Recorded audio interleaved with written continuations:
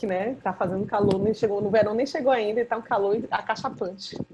Pois é, esse clima tá meio doido, porque no Rio de Janeiro, eu acho que tem 2 anos que sumiu o calor carioca, pelo menos de onde eu tô. Tá Que muito estranho. delícia!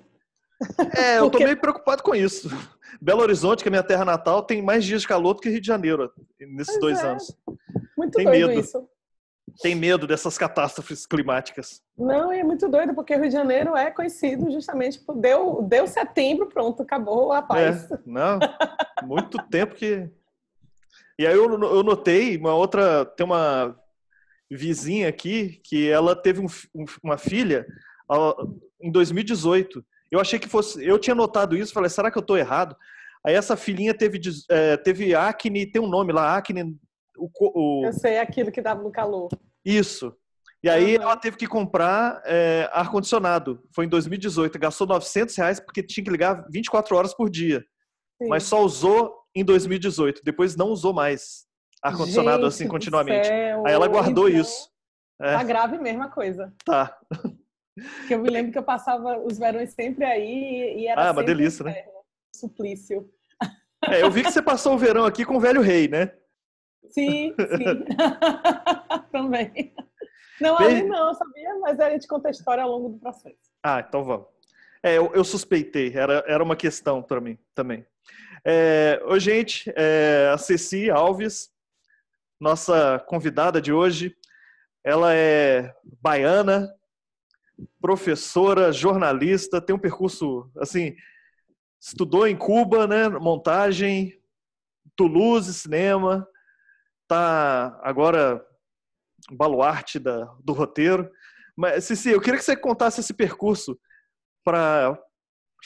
Quero saber mais de você. Quem é você no cinema? Como você chegou no cinema? Como é que é isso? Véi, boa noite a todo mundo. Espero que todos vocês estejam bem. Infelizmente a gente não tá vendo as carinhas, né? Que tá todo mundo aí na cocô. Mas espero, eu vou falar o mínimo possível, porque eu quero muito ouvir vocês, assim. Desculpa. Isso vai ser um desafio.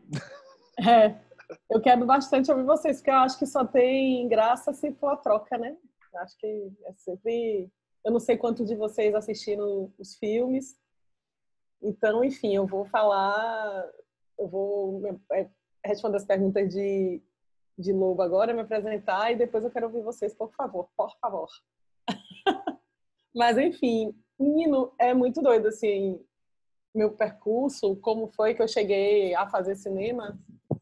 Eu botei até isso na minha dissertação, né? Porque, como Deus me colocou aqui, né? Que foi a frase de nosso ex-presidente golpista, né? Como foi que Deus me colocou aqui? Eu fiquei pensando nesse percurso e assim foi uma coisa muito amorosa, na verdade, e difícil. Eu sou, como vocês podem ver, né? Uma mulher negra e nordestina. Então, ter essa ideia de ser cineasta foi uma ideia muito subversora, assim, principalmente na época, né? Porque eu sou veinha. Então, na época que eu disse a meu pai que eu ia fazer cinema, que eu queria fazer cinema, que eu tinha essa pretensão, meu pai teve comigo aquele famoso diálogo que eu acho que vocês devem ter ouvido dos seus pais também, tipo, não vai dar dinheiro, vai morrer de fome. Mas meu pai me falou muito nessa perspectiva de que olhe para você também, né? Olhe quem você é. Você é uma mulher negra, nordestina, baiana.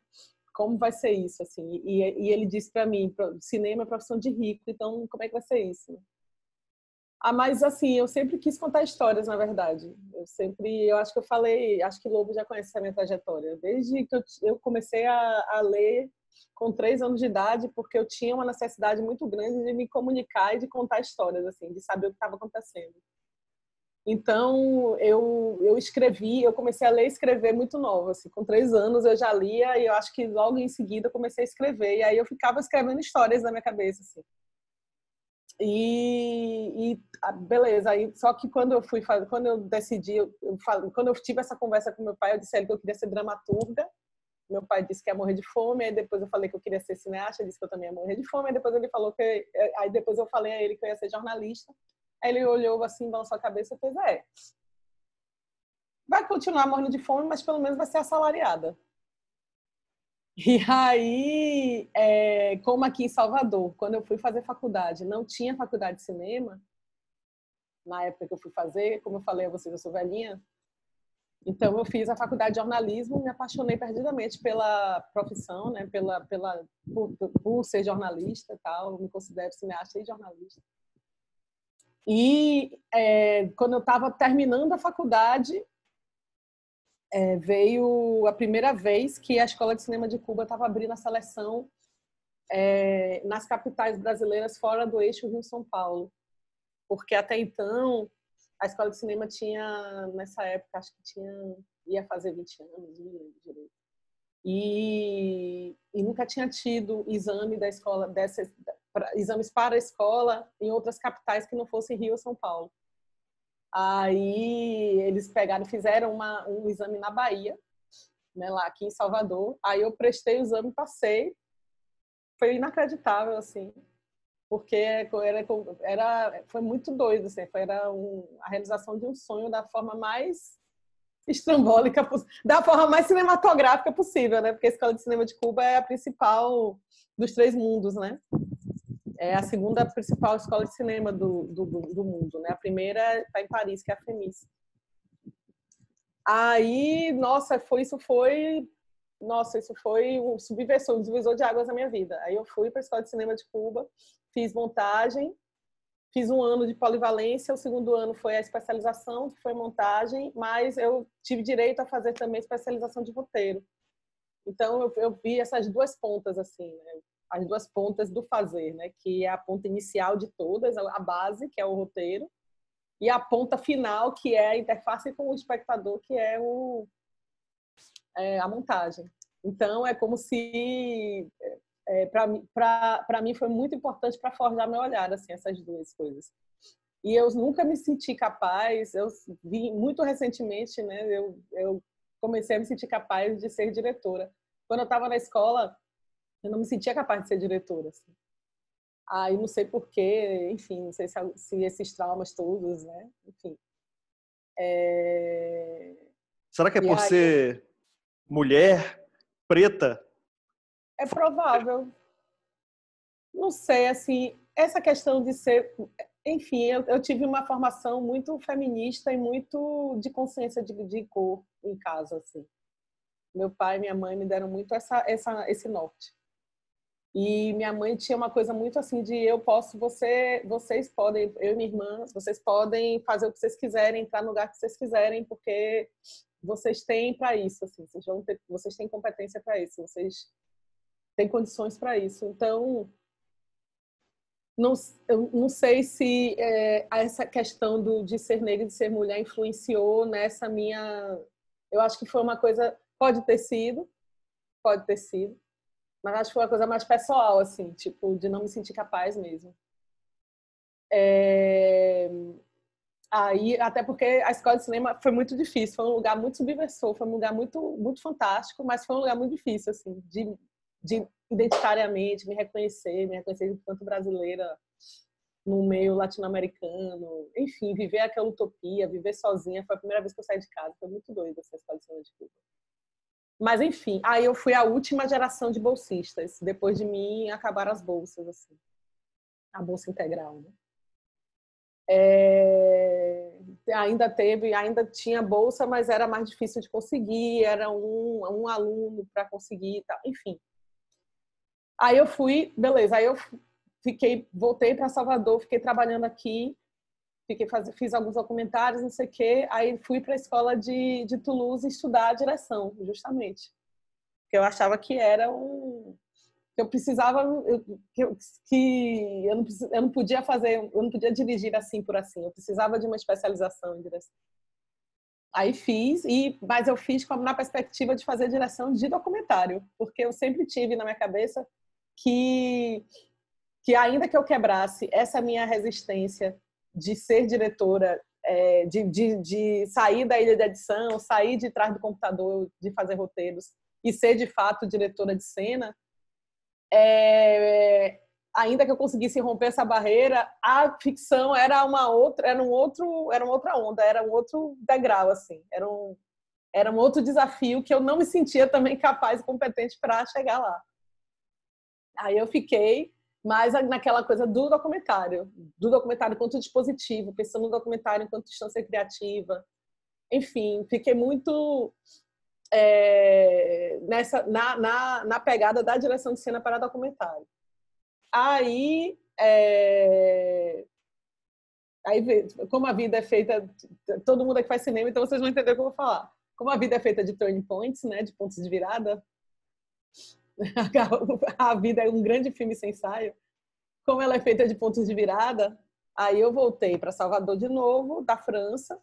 Aí fiquei fazendo documentários e conciliando com minha carreira de jornalista. Ainda tinha isso, né? Para mim, documentário era mais fácil, era mais lógica essa transição por causa do jornalismo, porque o documentário é um gênero jornalístico também, né? E tem essa aproximação indexada da realidade. Então, prossegui nessa carreira de documentarista e de jornalista, até que, grande ponto de virada na minha vida, meu pai morreu. E meu pai morreu de uma forma muito absurda, assim. Muito ponto de virada mesmo, assim. Ele foi praticamente arrancado, ninguém esperava que ele morresse. E aí, ele morreu, me pegou muito de calça curta, foi um choque muito grande para mim. E meu pai, por que eu sou contadora de histórias? Por que eu gosto de contar histórias? Porque meu pai era o principal contador de histórias que eu conheci na minha vida, assim. Ele era muito griot. Ele era muito contador de história, muito. E as histórias que ele contava eram muito identitárias, assim, me colocavam muito nesse lugar, né, de negra, de mulher negra e tal. Então, e ele contava muita história da vida dele, e, assim, das memórias que ele tinha, das coisas que aconteciam com ele e tal. E ele tinha uma história que ele adorava contar, ele amava contar essa história, assim, e eu me lembro como se fosse hoje, toda vez que faltava luz, ele contava novamente essa história, e por mais que ele contasse, eu e minha irmã, a gente ficava fissurada, assim, ouvindo, que era a história de quando ele estava na caserna, quando ele estava no exército servindo, ele com 19 anos, por aí, ele fugia, isso na década de 50, ele fugia para ir para a rádio que tinha aqui em Salvador, a rádio local, para participar do programa de calouros da rádio local.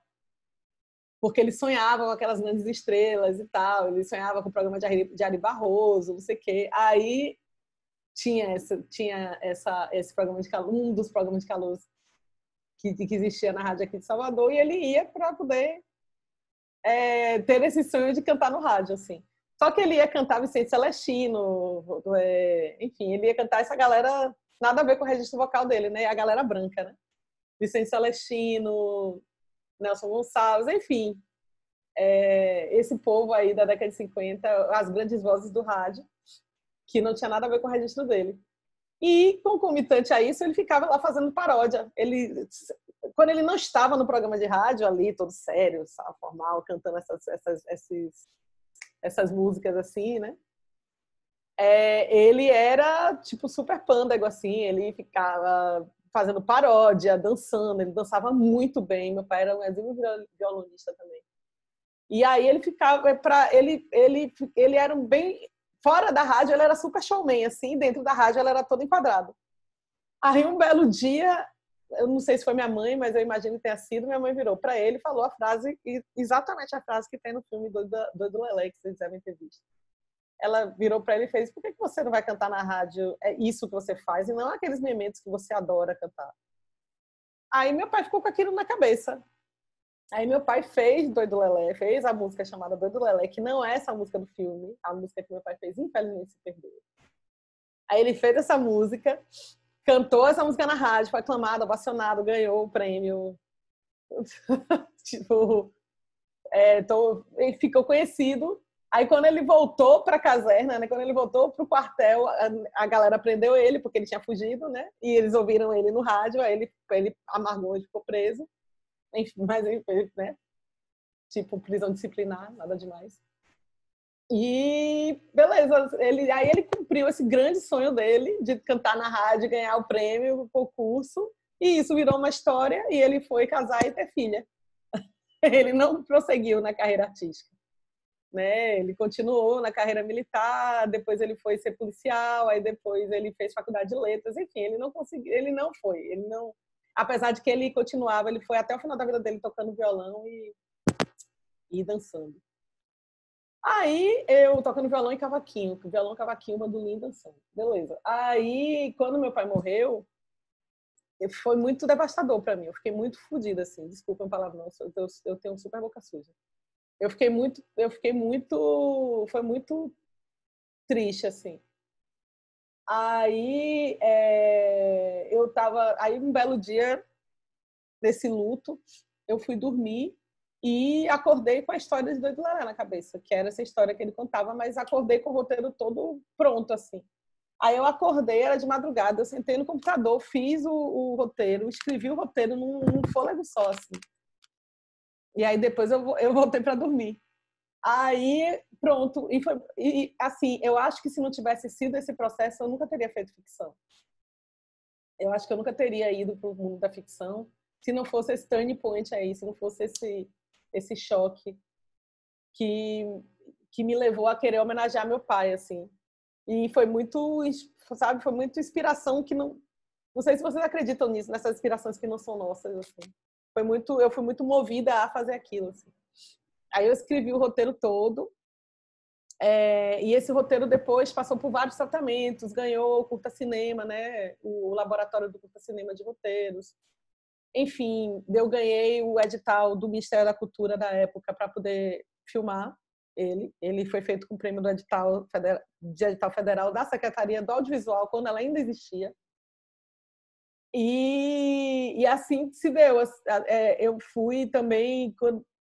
Eu continuei achando que eu não tinha capacidade de dirigir uma história de ficção. Mas aquilo era tão forte, aquilo era tão maior que eu. Contar aquela história de Doido Lelé era tão maior que eu me imbuí de coragem. Eu disse, mano, eu fiz escola de cinema, eu fiz 2 escolas de cinema. Não é possível que eu não vá saber. Eu ensino. Na época eu já ensinava. Então não é possível que eu não vá saber dirigir essa ficção aqui que saiu de mim. Aí eu topei o desafio. Aí foi meu primeiro curta profissional, assim, que eu dirigi enquanto de ficção. Foi uma delícia, foi maravilhoso, uma equipe linda, maravilhosa, fantástica. Se não fosse a equipe que eu tive, eu juro a vocês que eu acho que não teria saído o filme que saiu. Eu sou mãe de Vinícius até hoje, aquele menininho que canta dança saracoteia. Até hoje, o menino tá enorme, tem 18 anos, mas eu continuo chamando ele de meu filho.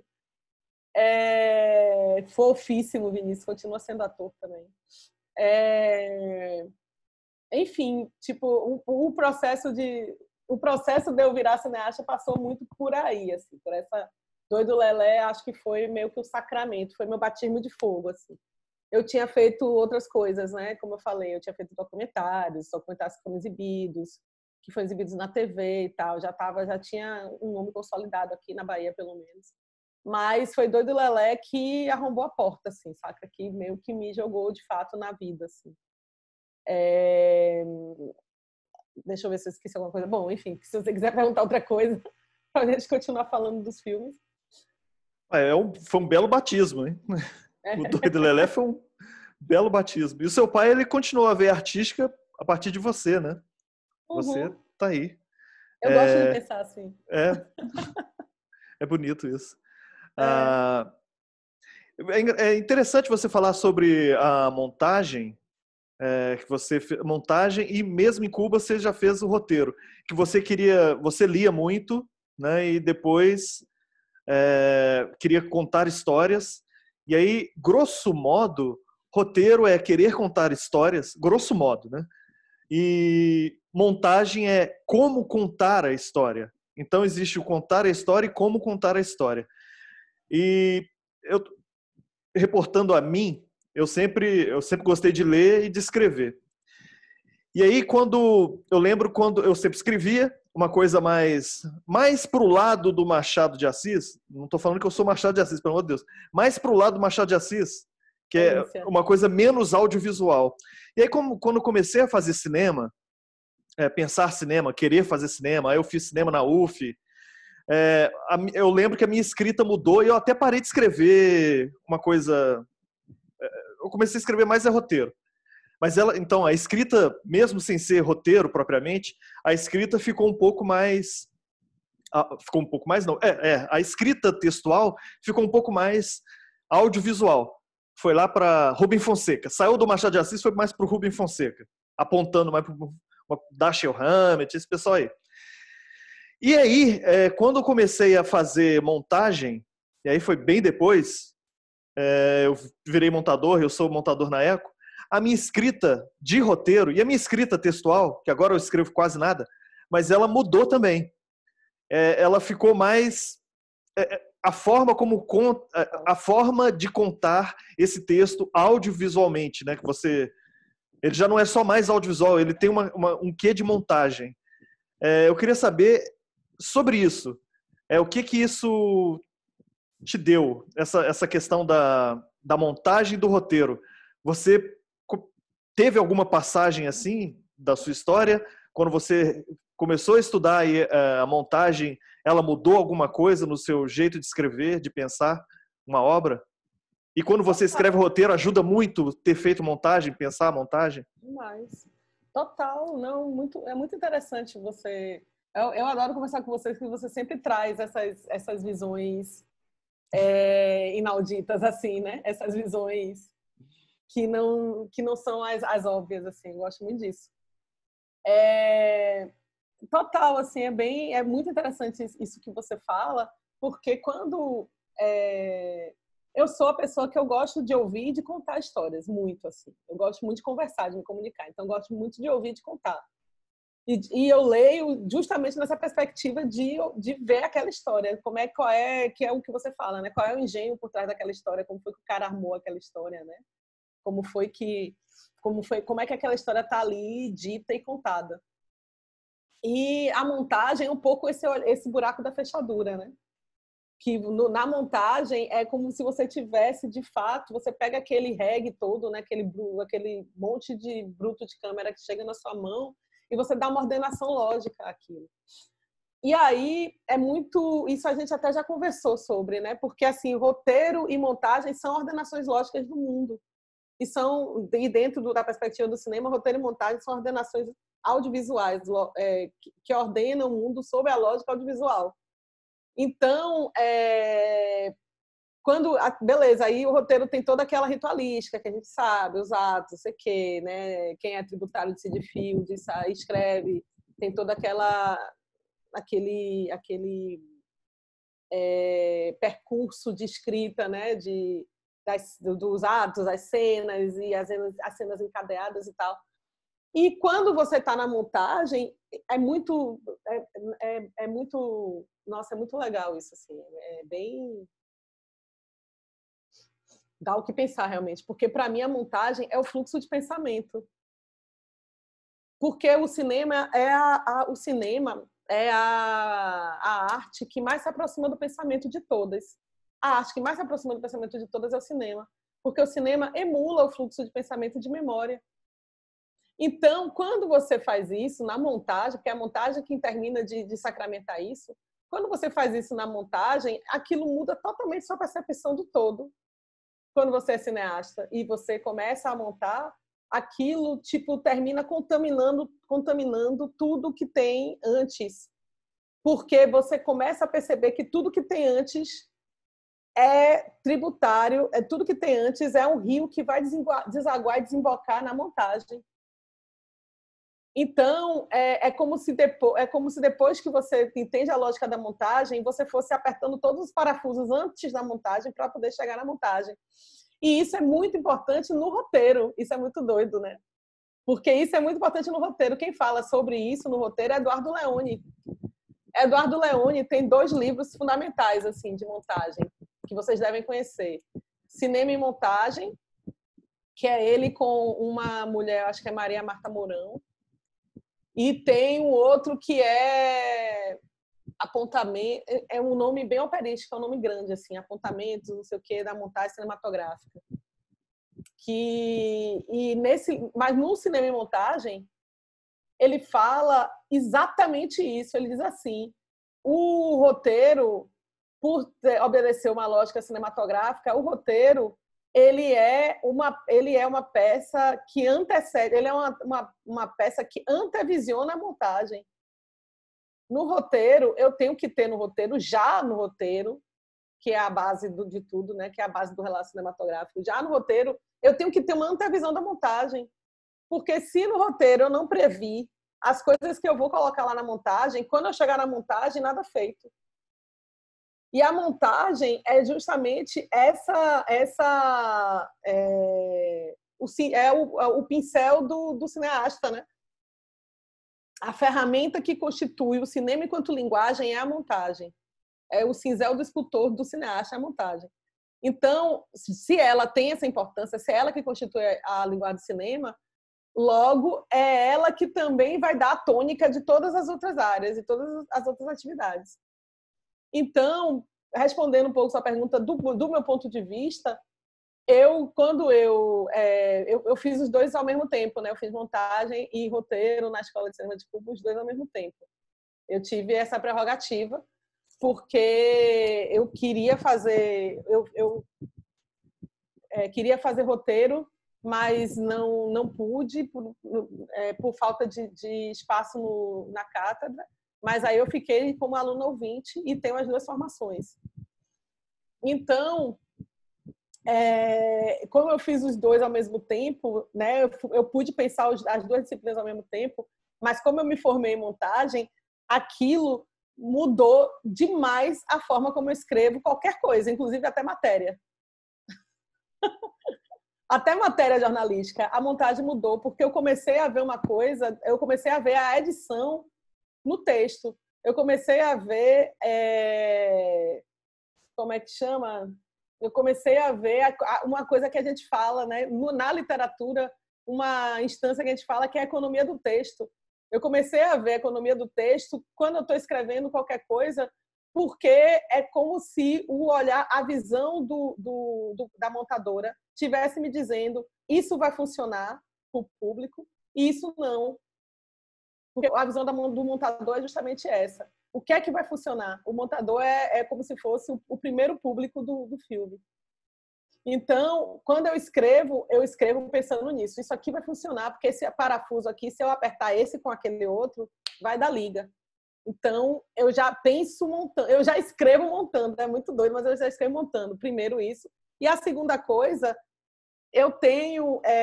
isso mudou totalmente, isso subverteu totalmente a minha poética. Minha poética, hoje em dia, eu não consigo mais fazer um filme linear. Um filme, sabe? Tipo, eu não consigo mais fazer um filme que tem início, meio e fim, sem idas e vindas, sem fluxo de memória, sem fluxo de pensamento. Eu não consigo. Justamente porque é como se fosse uma legião de eu ser montadora. Eu sendo montadora, quando eu vou escrever o roteiro, eu escrevo sempre tudo, as peças se encaixando, mas não necessariamente início, meio e fim, tudo no lugarzinho bonitinho, não sei o quê. Que eu acho que é um pouco o que... Qual é o nome dele? Tarantino faz, né? Tarantino não tem uma formação de cinema, né? Ele é diletante, ele é autodidata. Mas como ele assistiu muito filme, ou seja, ele assistiu muito filme montado, né? Muito filme que já tinha passado pelo crivo do montador, então ele pôde desenvolver esse olhar e aí ele pôde fazer as misérias que ele faz, da não linearidade que ele faz nos filmes dele. Ô, Lobo, Bacana. Antes de você me dizer a próxima pergunta, eu vou abrir as janelas aqui, que é por isso que eu estou derretendo. Porque as janelas estão todas fechadas. 30 segundos. Pode abrir. Gente, se vocês quiserem, podem perguntar sobre o Doido Lelé. Ceci vai gostar de ouvir. Qualquer questão sobre montagem, personagem, estejam à vontade. Eu não tenho nem pergunta, só bajulação mesmo. Porque pode bajular. Uma bajulação ajuda também, ela vai ter alguma ideia, entendeu? É legal quando a gente pergunta, quando a gente fala qualquer coisa que se acaba dando... É um doim, né? É um doim, se aperta alguma coisa que sai alguma informação ou alguma troca que é bem legal. Esteja à vontade. Não, nossas conversas são sempre muito instigantes. Eu te agradeço sempre. Obrigado, Ceci. Diga lá, vamos bajular Ceci. Vai lá. Oh, pelo amor de Deus. Eu disse que quando você saiu, que na verdade não tinha nem perguntas, seria só bajulação mesmo, porque agora que você falou que você fez montagem e tudo, tipo, montou o quebra-cabeça na minha mente, sabe? Porque nos 3 filmes, dá pra você perceber que são poucos detalhes. Acho que um dos principais que eu percebi foi no Velho Rei, que em segundos, que não tem não tem muitas expressões faciais, não tem nenhuma fala, mas só o ângulo posicionado de baixo para cima, você já se sente no colo do pai. São aqueles 3 segundos que já é uma cena completa, sabe? Que você sente aquela cena inteira. E eu acho que também todas as montagens dos 3 filmes são completas, mesmo não tendo tanto tempo. Acho que por essa questão mesmo de serem específicas e cada cena transmitiu realmente um sentimento que você precisa, sei lá, só a bajulação mesmo. Não, mas obrigada, que massa isso. Eu adorei. Mas não adorei porque é bajulação, não, pelo amor de Deus. Eu gostei porque a gente faz filme para isso, né? Para se comunicar, na real. E eu fico feliz quando a mensagem na garrafa chega, sabe? Obrigada.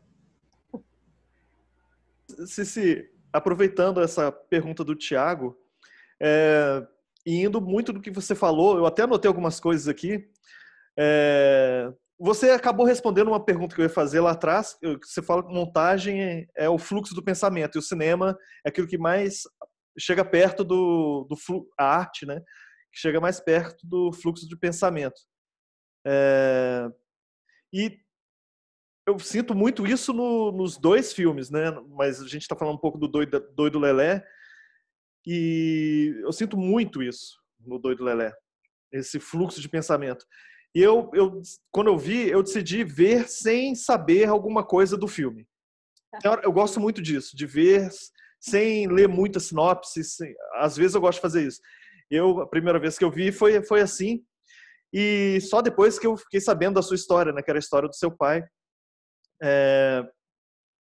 Mas a impressão que eu tinha quando eu vi, assim, chegou no metade do filme, eu estava duvidando que aquilo ali, o momento em que ele canta na rádio, é o momento real. Eu fiquei naquela dúvida, que é quase que um enigma. Isso aí é verdade ou ele está sonhando, ele está pensando? Porque tem um momento lá de câmera e de decupagem que você faz que é muito bom, que é como se fosse o ponto de vista do menino, do Vinícius, que a câmera faz isso, depois ela faz isso, ela vai em 3 lugares, né? Rádio, a mãe, é muito bom, muito bacana. E aí eu achei assim, muito legal essa minha dúvida, aí depois que eu entendi melhor, quando acabou o filme eu entendi melhor, mas no meio do filme tinha essa minha dúvida que é boa, que assim, isso é sonho ou não? E aí eu queria te perguntar, antes disso, você também falou uma coisa aqui, cinema, que você falou que é como se fosse a montagem, é como se fosse um cinzel, né? Então é como se fosse, sei lá, o roteiro junto, mas o roteiro ele vai na montagem também, né? Quando você chega na montagem, você também faz o roteiro ali, o roteiro te traz. Mas é como se fosse as tintas, né? Roteiro e a direção, tipo, coloca as tintas e você, na hora da montagem, você vai... Exato. E você no fluxo de pensamento. E aí eu queria deixar só pra gente, né? É muito bacana. Você pegou a história que o seu pai contava. Seu pai tinha 19 anos. Não era um molequinho de 8, 9 anos. Não. E não tinha... Era o quartel. O quartel era a família, né? Era o pai. É o pai. Sim, nessa história. Você falou que você foi e numa tacada só você escreveu. Mas é interessante. Como é que... São 2 perguntas, na verdade. Como que você fez da história do seu pai? Você chegou, vou fazer criança e vai ter uma mãe negra e um pai branco. Aí a questão da rádio se parece muito com a história do seu pai, né? E a outra que eu acho que é mais uma questão aqui para todos. A Ceci acabou de contar como é que é a história do pai. E aí vocês têm a história.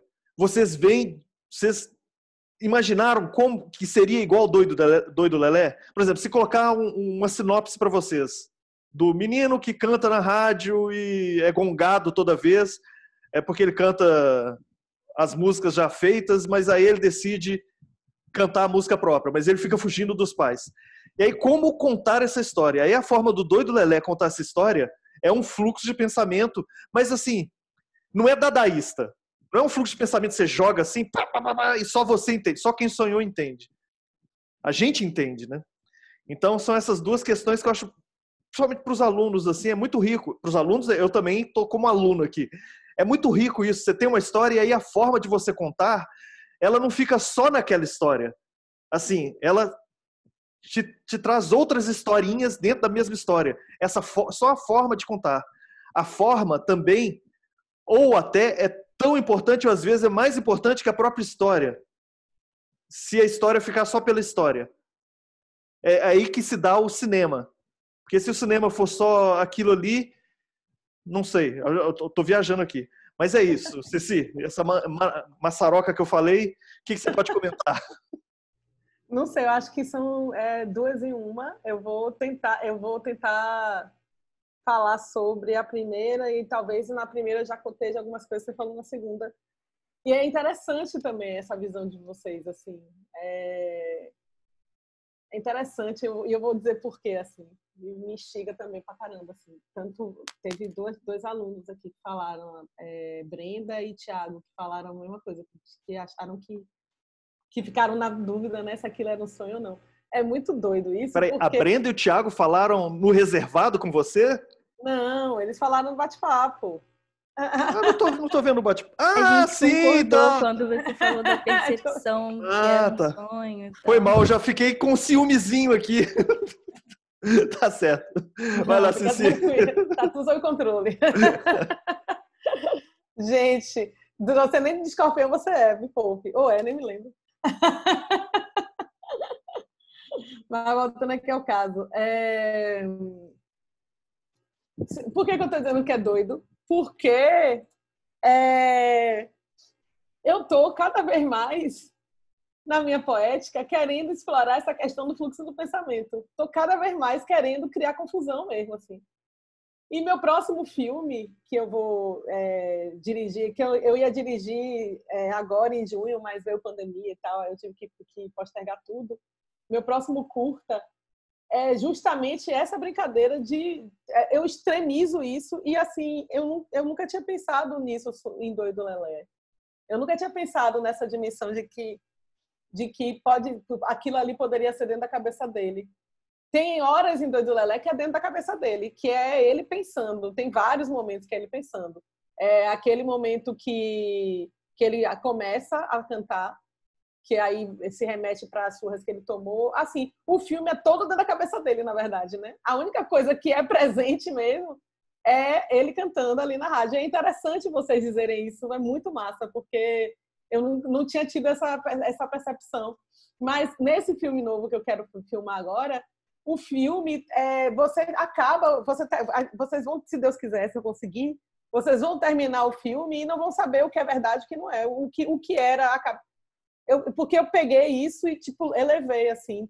Então tô vendo que isso que eu vou fazer agora, o nome desse filme é Bolero de Satã.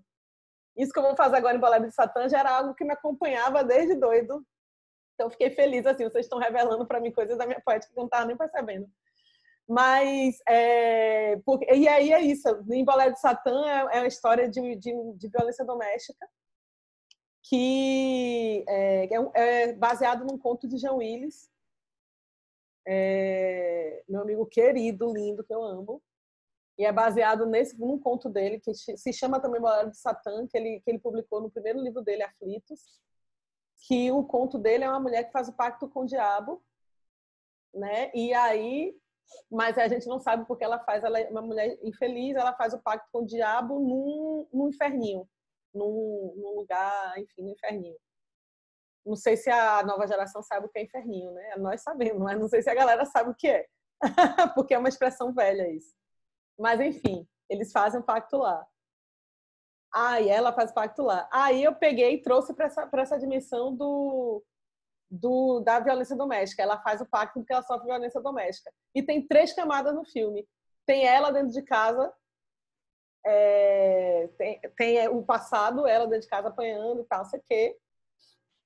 Tem a hora do pacto, que seria como se fosse presente do filme. E tem ela tentando suicídio numa cachoeira. E a gente não sabe qual dos 3 é sonho. E a gente vai terminar o filme sem saber qual dos 3 é sonho, é verdade, se o pacto é verdade, se ela se matando é verdade, se ela no quarto pensa, porque volta pro quarto, se ela tá no quarto pensando aqui. Enfim, a gente não sabe. Então, eu sei que eu quero ver esse filme. Não, eu estou em cólicas para fazer. Eu estou me coçando aqui para fazer. Mas, enfim. E quem ia fazer o diabo desse filme era Nonato Freire, que faleceu. Nonato Freire é o apresentador de Doido Lelé, e ele faleceu, e isso é muito triste. Então, esse filme vai ser em homenagem a ele também. Mas, tentando responder a sua pergunta, não, mas voltando, só para arrematar isso de doido, dá o que pensar mesmo que se é sonho ou se não é, porque começa subtonado e depois eu vou gradativamente ao longo do filme, quando ele vai começando a fazer sucesso, gradativamente eu vou aquecendo, até quando chega no final do filme a cor tá quente e tá bem colorido, assim. E isso foi um pensamento muito de direção de arte junto com a direção de fotografia. A gente colocou roupas que dessem esse efeito, e quando abrisse tudo, quando ficasse tudo quando a temperatura de cor ficasse quente, as roupas iam estar super coloridas também, né? Tipo, o set ia estar muito colorido. Então, é um pouco uma desrealidade, realmente, né? Mas não foi, enfim, deve ter sido algo inconsciente, deve ter sido o que Fellini chama de signo aleatório. Pô, mas que bacana isso você falar. Eu pensei que quando você falou subtonado, então você pensou muito no ritmo, e agora tá me chegando aqui, o ritmo pode ter dado, não aquela questão, eu falei dadaísta, porque tem muita coisa dadaísta que eu não entendo, e às vezes não é para você entender, né? É para você sentir, é uma coisa de sensação. Mas você entende do jeito que você coloca pelo ritmo. Mas aí você pegou num super ponto fraco meu, que eu sou um cegueta mental, a questão de figurino, direção de arte. Eu adoro quando falam sobre isso, mas eu sou terrível nisso. E claro que eu não percebi isso no filme. Mas é bacana você falar sobre... você falou do cinzel, né? Você falou da pintura. São os elementos que a gente tem, né? São os elementos que a gente tem para contar uma história no cinema. São os elementos audíveis e visíveis. E visuais. Exato. Então, no visuais tem fotografia, roupa, tudo diz alguma coisa. Eu sempre falei aqui com eles, né? É que tudo diz alguma coisa. E no curta-metragem, não diz, grita. Porque você tem pouco tempo, então aquilo que aparece no pouco tempo está gritando alguma coisa. Exatamente. Tem hora que eu mesmo não enxergo, mas aí é questão minha, né? Mas essa gradação assim é muito legal. É muito, muito bacana. E vou te contar um segredo, que isso é a malandragem do cinema, né, gente? Essa malandragem que vocês estão aprendendo aí na faculdade. Mas, enfim, vou te contar um segredo. Ainda que você não tenha visto, você disse que eu sou péssima. Ainda que você não tenha visto, isso colou no seu subconsciente de alguma forma. No seu subconsciente não, desculpa. Isso colou no seu inconsciente de alguma forma. Ainda que você não tenha percebido, está colado lá no seu inconsciente. Tanto assim que algo causou uma sensação de sonho em você que você não sabia o que era, por exemplo. Então, isso é a malandragem, isso não é nada demais. Isso é só saber, como você falou, saber usar os elementos ao favor da história. E aí eu vou tentar responder o que você me perguntou, que é a questão, para mim, que é uma questão muito cara, que é a questão da fabulação. O que é que eu faço? Eu trabalho muito, meu cinema, minha poética, é muito fluxo de pensamento, memória e fabulação. Meu cinema é sempre isso. Né? Tudo que eu faço é sempre... eu descobri essa forma de me expressar. Assim. Eu sempre trabalho, e que são matérias-primas do cinema, né? Fluxo de pensamento é o que determina o cinema enquanto processo artístico. Memória é o substrato, né? Porque a realidade, o que é a realidade além de vestígios de memória, né? A realidade é algo que já eu fiz esse gesto já passou, não existe mais. Então, né? Memória e fabulação. O que é a fabulação é justamente você se apropriar de algo e fazer e contar sobre aquele algo. Você fabula sobre a realidade, sobre sua memória, sobre algo que te aconteceu, até como forma de contar aquilo, de fazer com que as pessoas prestem atenção naquilo que você está falando, e como forma de expressão mesmo da sua subjetividade, da sua alteridade, né? A fabulação é isso, você está ali performando uma realidade que te aconteceu, uma realidade que você pensou, uma realidade da sua memória. Então, o que é que eu fiz com a memória de meu pai? Eu fabulei a memória de meu pai. Tudo bem que foi essa coisa que veio, né? Tipo, foi um jogo mesmo, assim. Mas aquilo que ele me contou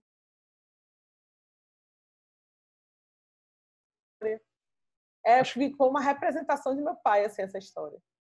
Quer falar, amigo? Não, é porque caiu um pouco a... Ai, meu Deus. A minha conexão de internet está instável. Que apareceu uma mensagem. Sua conexão de internet está instável. A minha. E é como eu que estou mandando, né, aqui, que é o Zoom, se cair a minha internet, caiu todo mundo. Não cai não. Vai passar para o primeiro que entrou na sala. Gente, eu estou há 3 dias brigando com a net. Aí veio o técnico hoje e... vamos ver. Vamos rezar. Vamos no fluxo. Como diz Chico Anísio, vamos rezar para que a porta abra. A realidade batendo na cara, a realidade da internet brasileira. Eu ainda estou tentando... Vocês estão notando que a gente está falando do Doido Lelé, mas a gente está falando de um monte de coisa, né? Não só do Sim. Doido Lelé, está falando dos outros filmes também, né? Sim, mas quase num fluxo, né? Então, aproveitando...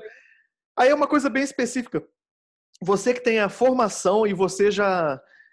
Você partilha desse sentimento de que um roteirista, se ele deveria... Igual o Gabriel Garcia Marques, falando de Cuba, né? E que ele conta acho que é Como Contar um Conto, um livro que ele foi fazer, né? Ele foi fazer montagem. Aí falou, montagem é a linguagem do cinema. E aí é interessante essa questão eu quero ser roteirista. Cara, você quer ser roteirista, mas faz um pouco de montagem, só para você... Não que você... Se você não quer ser montador, tudo bem, mas vai lá, trabalhar um pouco da montagem. Vai pegar na massa mesmo. Tentar resolver uma questão de montagem, aí você tem que resolver. Isso vai te ajudar muito na hora do roteiro. Sim, eu senti isso na pele, claro, e você falando assim, e eu tinha lido isso depois no Gabriel Garcia Marques, falei, aí você fica todo. Mas, diante disso, aí é só uma questão, curiosidade mesmo, como é que é a sua relação, quando você dirigiu o filme, você não montou o filme, né? Você fez o roteiro e dirigiu. Como é que é a sua... Eu tô falando besteira? Você não montou o filme, né? O Doido Lelé. Não montei, não. Não montei nenhum dos 3. Tá. Que é interessante, que não é ultimamente o que eu faço, que eu acabo fazendo tudo. Que eu sinto muito... Por uma questão de... chutei o pau da barraca dos editais e eu decidi fazer minhas coisas assim. Mas isso traz muitas coisas ruins, limitantes para o próprio filme, que é a troca de ideias, né? Fricção, as tensões, aí surgem fagulhas, e aí você aproveita as fagulhas para incendiar mais seu filme. Mas como é que divaguei. Mas como é que essa sua relação, que você sabe, eu sei, você estava um pouco assim, insegura, pelo menos no Doido Lelé, você estava insegura com a questão da direção, mas dirigiu primorosamente. Mas você, não, eu sou roteirista e sei montar, meu amigo. Como é que é a sua relação com o montador? Como é que foi a sua relação com o montador? Essa troca inventiva. Beleza, eu acho massa essa pergunta. Eu quero só concluir aqui a questão da fabulação e aí a gente passa para essa. E aí, tipo, dentro dessa questão do Doido Lelé, como é que você me perguntou como é que foi, né? Tipo, você transformou a história dele. Foi um pouco por aí. Eu apesar de ter saído no Jorro, um pouco, é como se aquele filme fosse também um tanto quanto autobiográfico, assim. porque o pai, meu pai era negro e minha mãe era branca. E no filme eu inverti, né? E inverti deliberadamente, mas eu inverti. Mas, enfim, tinha que ter... Eu precisava contar uma história de um menino mestiço, que eu sou mestiça. Eu sou negra, mas eu sou mestiça, né? Eu sou fruto da mestiçagem. Aí, da miscigenação, né? Que era como a gente falava na década de 80. Aí, que mais, assim, eu queria que fosse um menino... Não sei te dizer porquê. Nesse jogo, me veio um menino.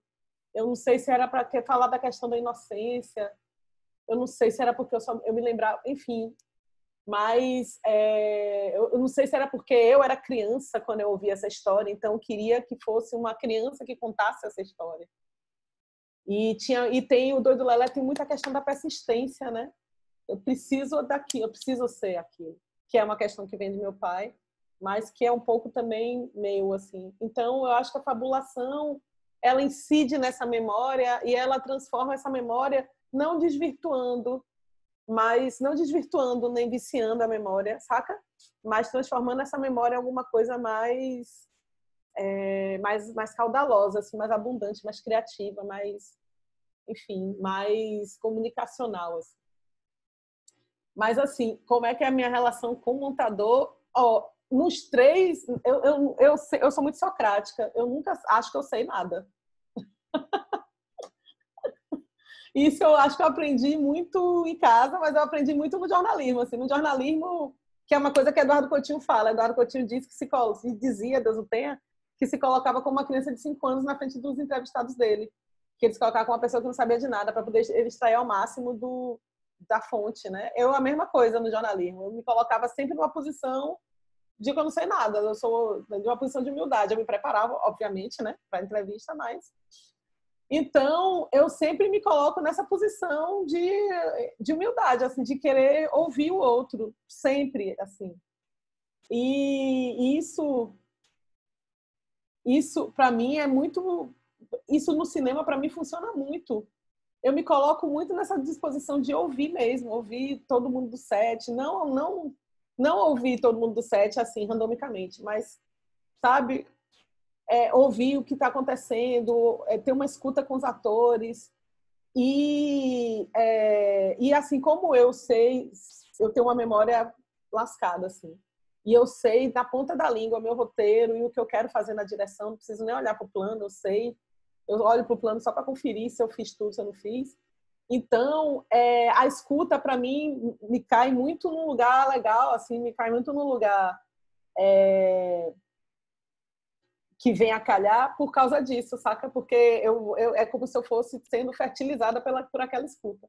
E na montagem, para mim, é a mesma coisa. Para mim, cinema é coletivo. Cinema é coletivo. A obra não é só minha, a obra é de todo mundo que está ali comigo fazendo. Então, na montagem, é a mesma coisa, a mesma relação. Eu não chego jamais na edição assim, o filme é meu, sabe? Tipo, até porque... é uma coisa que vocês devem aprender aí na escola também, e eu aprendi quando eu fiz as escolas de cinema. Não é, por isso que eu fui veemente quando eu disse que eu não montei, não é recomendável que o diretor monte seus próprios filmes. Porque o diretor precisa de um olhar viciado e de um olhar que ajude ele a encontrar um ponto de diálogo entre o que ele fez e o público. E esse olhar que não é viciado, que não participou de filmagem e tal, que está totalmente a serviço do filme, é o olhar do montador. Então, eu tenho... Mas, assim, eu tenho essa escuta, não sei o quê, eu sou muito abnegada e tal. Mas, assim, meu montador foi meu aluno de montagem. Então, eu meio que forjei o indivíduo. Mas, enfim, fora isso, eu chego na ilha de edição, entrego todos os materiais de filmagem. Ó, meu filho, aqui o roteiro literário, o roteiro técnico, os documentos todos de filmagem aqui, e sumo durante uma semana, ou quanto tempo ele precise para fazer o primeiro corte. Eu sumo, eu brifo ele, eu digo, ó, aqui, ó, gato tudo, certo? Ó, eu penso isso, aquilo outro do filme, tem que ser assim, tem tal pretensão que eu queria atingir, não sei o quê, mas sinta-se à vontade. E tchau. E sumo. Eu sumo até o dia que ele me liga e me diz assim, ó, tô com o primeiro corte aqui, quer vir ver? Aí a gente começa... Adoro isso. É porque quando eu era montadora, eu não tô mais montando tanto quanto eu gostaria. Mas quando eu trabalhava direto com edição, eu não suportava o diretor que ficava aqui no meu pescoço. Ó, nem eu. Assim, horrível. Horrível. É mesmo porque tem coisa da montagem que é muito chata de se ver, se você não tá fazendo. Até tem hora que o que você tá fazendo às vezes é chato. Mas para quem tá vendo, aí o cara... nossa, cara, vai tomar um cafezinho. Eu odeio. O melhor é isso. Me dá uma semana, me dá... E aí eu acho que é o melhor mesmo. É uma delícia. E o que você falou, como eu dirigi e eu montei, mas aí tem uma dica que eu usei que me ajudou muito. Eu acho que é bem bacana. Eu chamei... Calhou, porque eu fiz pela universidade aqui. Eu tenho um amigo de longa data, que é o Aurélio Aragão, alguém talvez vá conhecer. Ele é roteirista. Na hora da montagem, na hora que eu fiz o primeiro, segundo, terceiro corte, aí eu falei, ó, vem cá me ajudar. No último filme, ele ficou uma semana comigo, roteirista. Ele é uma consultoria de roteiro, bem dizer, mas na montagem. Aí a gente trabalhou, e ele com os contraditórios, e aí isso me ajudou muito. Porque eu tive essa sorte de chamá-lo numa vez, eu falei, caramba, não vou deixar de fazer isso. Se eu puder, não vou deixar de fazer isso. Eu acho que até se, por exemplo, se eu dirigir um filme, que eu tô com um aqui, e tô chamando outra pessoa para dirigir, para montar, e eu tô pretendendo chamar também depois o roteirista. Não o roteirista do filme, que no caso sou eu, mas eu acho que um outro roteirista, com essa visão de montagem, entendeu? Acho que...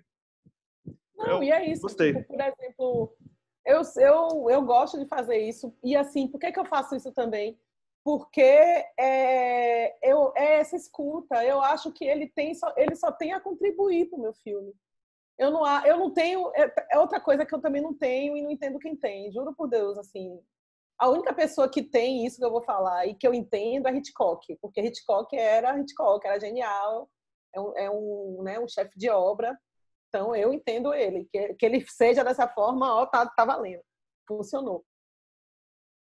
Eu não tenho essa questão do controle com nada na minha vida, assim. Apesar de ser taurina, eu não tenho essa questão do controle, de controlar as pessoas, as coisas.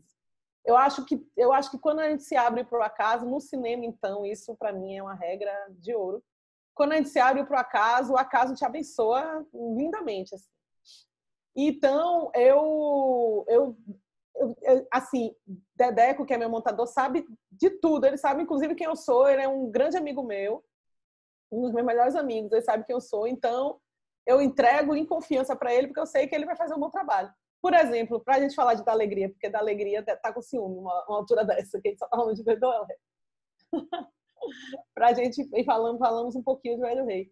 Para a gente falar de Da Alegria, muitas das coisas de Da Alegria, assim, o que foi que eu cheguei para ele e falei? Além de tudo isso, né, da história, que foi que eu cheguei para ele e disse, eu tô na pegada agora de diminuir meus filmes. Eu acho que 17 minutos para Deus do Lelé foi muito. Não quero mais fazer um filme de 17 minutos. Eu quero diminuir cada vez mais, assim. Tanto assim que minha pretensão é chegar a 5 minutos. Eu não vou conseguir, mas enfim. Então, ainda tem isso que eu não falei no início. Eu me considero muito curta-metragista. Eu vou fazer longa.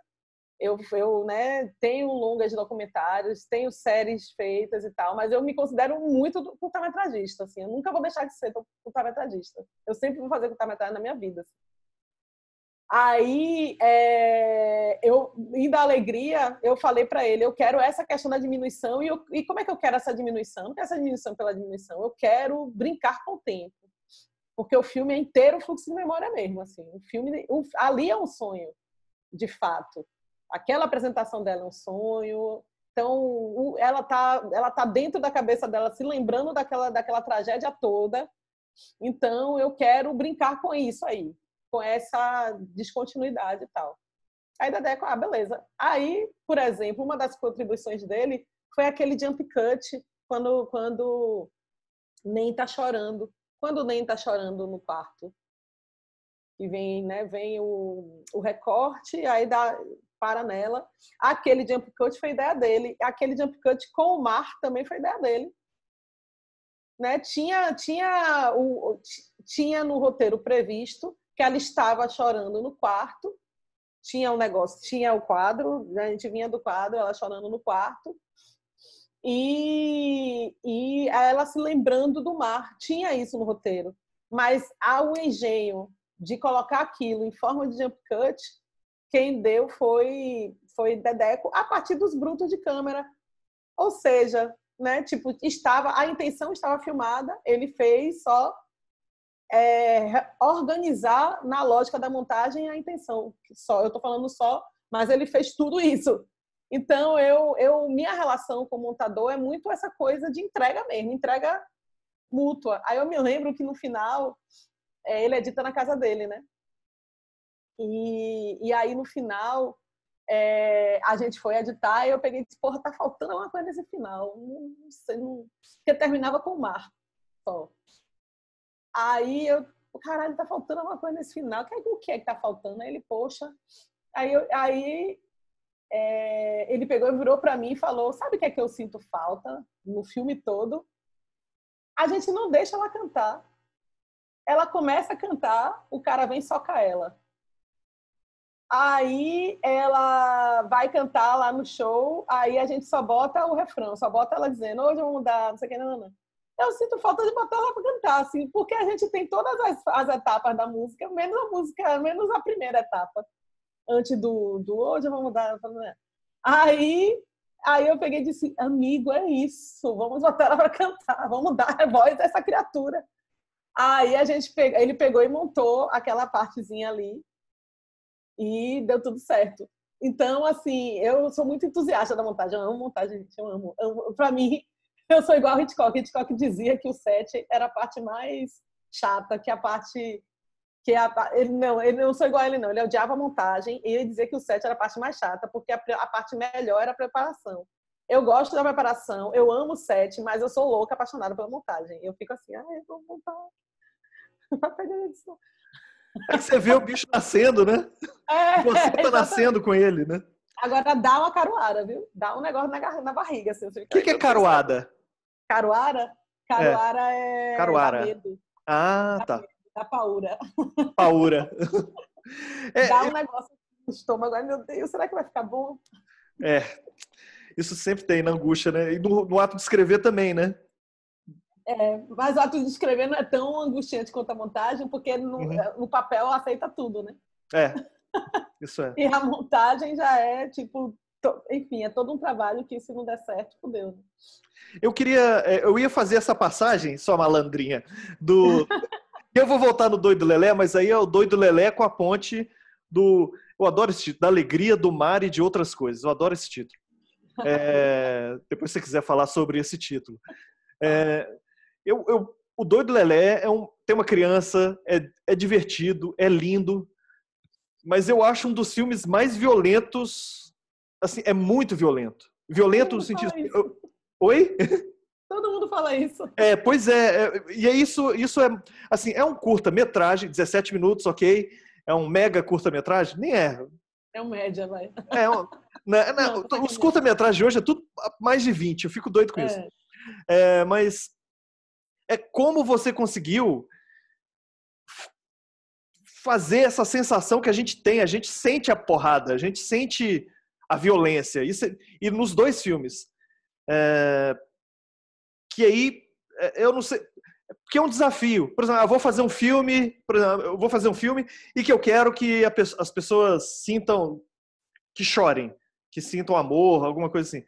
Ou eu vou fazer um filme em que as pessoas sintam a violência. Que não é uma coisa gratuita, entendeu? Não é uma coisa, vou fazer isso e a pessoa sentir violência. Isso é um desafio, isso é muito difícil. Isso não é fácil. E aí você conseguiu nesses dois filmes. E com o Doido Lelé, é um filme afetivo e tem a porrada, né? Eu queria que você falasse... E outra coisa que conversa com as duas, eles cantam, né? Sim. O microfone, a performance, como No caso do Doido Lelé, é uma performance assim, ó, tô subindo. Na outra, eu tô me despedindo, como se fosse, né? Como se fosse, não. E aí a música, que também vai no Velho Rei, a música e a dança, essa questão do ritmo, né? Mas aí tô falando a música, a dança da montagem também, a gente pode brincar com isso. Eu queria que você falasse sobre isso, porque... E aí uma outra questão, eu sempre coloco junto várias coisas, né? Mas eu vou te ajudando. É muito difícil também o que você conseguiu, porque Hoje Eu Vou Mudar é uma música muito, muito famosa. É um perigo gigante você tacar uma música tão famosa assim e ela eclipsar tudo. Mas aí Hoje Eu Vou Mudar, ela traz no filme muita coisa, né? Hoje eu vou mudar de lugar, né? Eu vou mudar de país. Hoje eu vou mudar da minha vida, hoje eu vou mudar várias coisas. Hoje o Brasil vai mudar? Também é uma pergunta com a música. Hoje o Brasil vai mudar? Será isso foi? Então eu queria que você essa questão da escolha da música, que é muito perigosa e ao mesmo tempo não tinha como não ser essa música quando a gente, e aí é um desafio que você ganhou, né? É sobre isso, sobre a violência e a questão da música, e no caso dos dois especificamente da... Acho que eu vou começar pela música. Alguém quer perguntar alguma coisa? Enzo, eu só queria Oi, Enzo. Eu queria meio que adicionar que eu também estava pensando muito nisso, nessa relação com a música. Acho que os 3 curtas que a gente viu, eles têm uma relação, né? O Doido Lelé tem o Doido Lelé, o Velho Rei tem uma parte que ele canta o Sol Nascerá, do Cartola, que eu também acho que, mesmo não permeando o filme inteiro, ele adiciona uma coisa legal, né, sobre o protagonista. E o da Alegria, do Mar e de outras coisas, ele acho que desses 3 é o que a música se faz mais, não sei, mais importante na construção da narrativa, né? Eu não conhecia a música, depois eu fui pesquisar, eu achei lá mudança e tal, e eu tinha acabado de assistir o filme, eu fui ler com calma a letra e o filme cresceu muito, sabe? Eu terminei e o filme cresceu assim diante dos meus olhos por eu ter visto a letra da música com mais calma. Eu queria entender, aí já juntando com a sua questão, como que ela vê essa relação da mudança, né, da música com o protagonista, essa questão de estar declamando alguma coisa, né, sonhando com liberdade, etc. E, de maneira geral, como que ela interpreta essa posição da música no processo criativo para formar uma narrativa. Beleza, querido. Gente, deixa eu só falar um negócio antes, uma coisa... eu amo sotaques, né? Amo sotaques. Para mim, sotaque é a melhor coisa que existe no universo, assim. E aí, quando eu era adolescente, eu tinha uma bronca do sotaque do carioca, fluminense, porque aqui a gente tinha, na década de 80 e tal, existia um êxodo muito grande, né, para o que a gente chamava de Sul Maravilha, e aí que era uma desvirtuação identitária, né? Então eu tinha bronca quando eu era adolescente, criança, adolescente. Mas depois, quando eu comecei a ir para o Rio, porque minha melhor amiga mora aí, nossa, eu fiquei muito apaixonada pelo sotaque, então está sendo uma delícia ficar aqui ouvindo vocês falando. Então, por favor, falem. Ouviu, né, gente? Então eu vou ficar mais calado porque eu sou mineiro. Por favor, fale. Não, mas é isso, eu amo sotaque, velho. Então, assim, adoro ficar ouvindo as melodias, as músicas. Então, falem, por favor.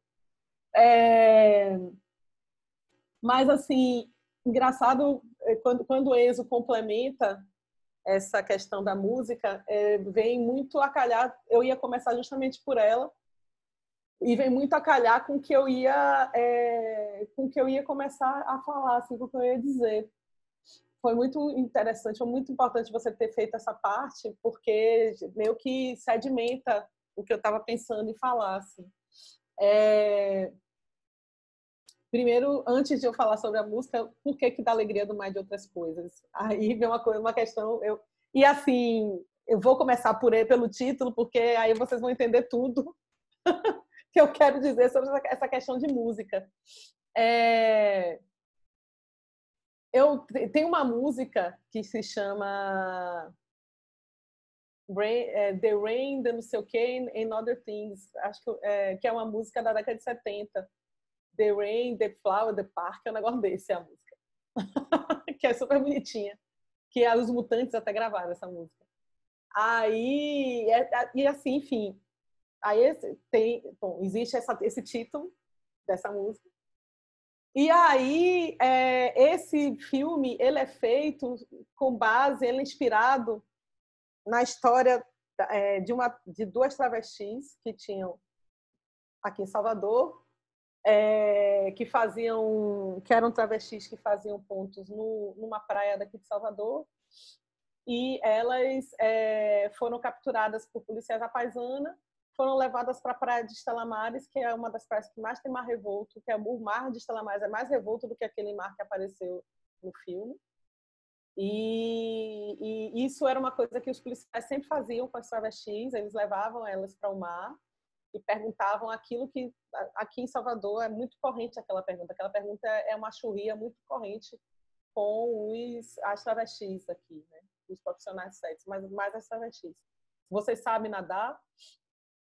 Porque eles obrigavam as travestis a entrar no mar, sabendo ou não nadar, e para verem as travestis se afogando. Então, teve essa vez aí, eles fizeram isso, só que a travesti que sobreviveu se fingiu de morta, porque eles ainda atiraram para dentro do mar para ter certeza que ela tinha morrido. Mas ela se fez de morta, sobreviveu e denunciou, e essa história ganhou o mundo, ganhou os jornais.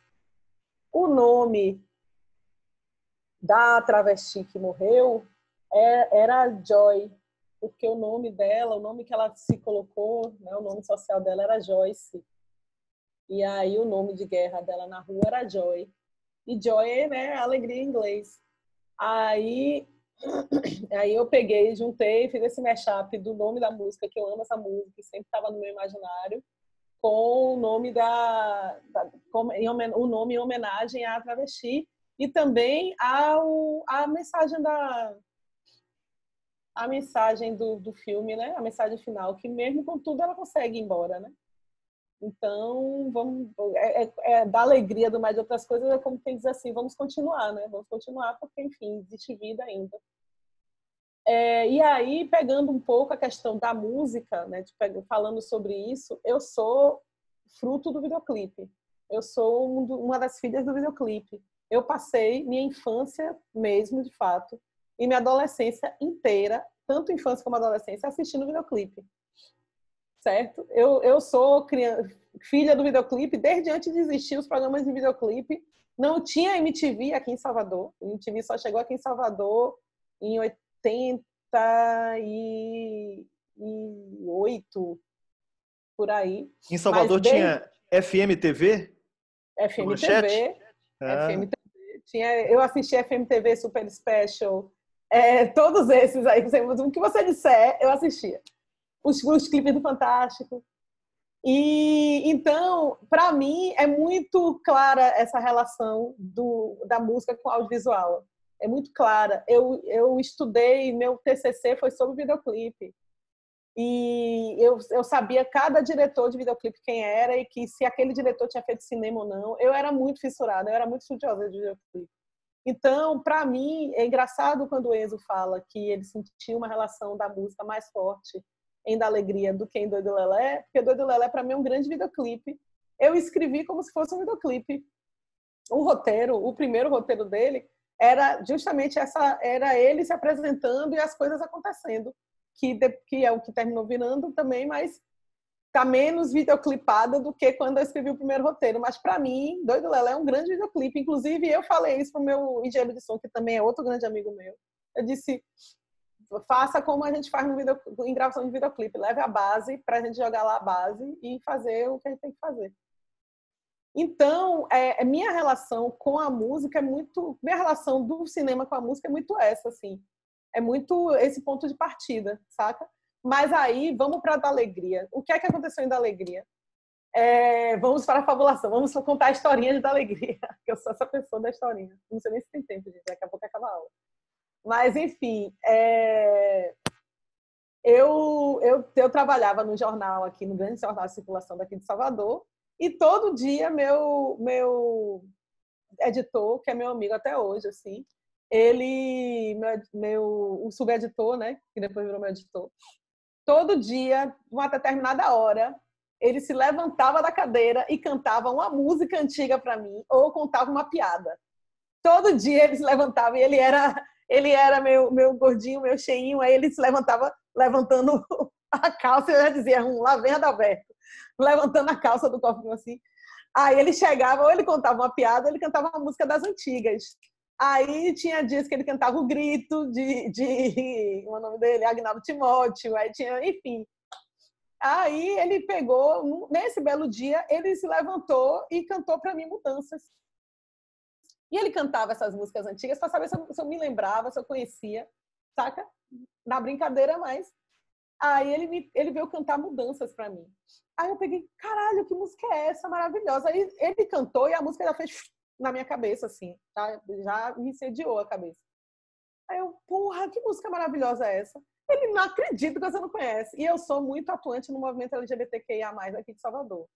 Eu já fui mais, mas eu continuo militando.